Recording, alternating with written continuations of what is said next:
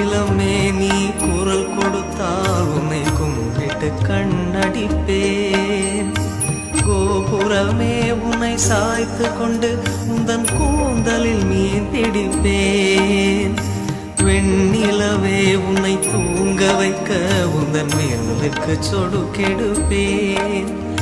வருட வரும் பூங்காற்றையெல்லாம் கொஞ்சம் வடிகட்டி அனுப்பி வைப்பேன்.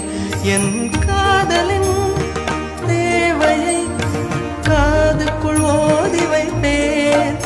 உன் காலடி எழுதிய கோலங்கள் புது கவிதைகள் என்றுரைப்பேன்.